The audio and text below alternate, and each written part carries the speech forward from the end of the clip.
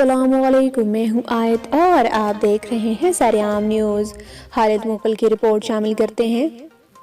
کشمیری عوام سے اظہار یکجہتی کے لیے آج پاکستان سمیت دنیا بھر میں جہاں پاکستانی اور کشمیری برادری آباد ہے، یوم یکجہتی کشمیر منایا گیا۔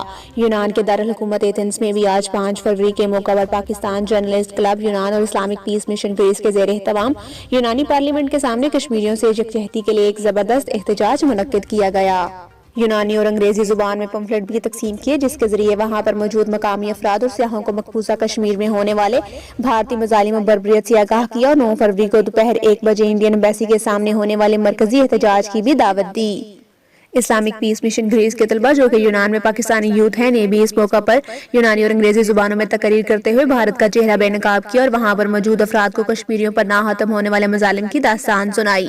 پاکستان سے یونان کے دورے پر تشریف لائے مہمان پروفیسر عبدالکریم مغل نے بھی اس احتجاج میں خصوصی شرکت کرتے ہوئے بتایا کہ 5 فروری کو یوم یکجہتی کشمیر منانے کا مقصد بھارتی مظالم کا شکار کشمیریوں کی حمایت کا دنیا بھر میں اعلان کرنا ہے۔ احتجاج میں خراب موسم کے باوجود یونان میں بسنے والے کشمیری برادری، پاکستانی برادری، سماجی، مذہبی، سیاسی اور صحافی برادری کے علاوہ یونان میں بسنے والی پاکستانی یوتھ نے بھی بھرپور شرکت کی۔ مزید خبروں اور اپڈیٹس کے لیے دیکھتے رہیے سریعام نیوز۔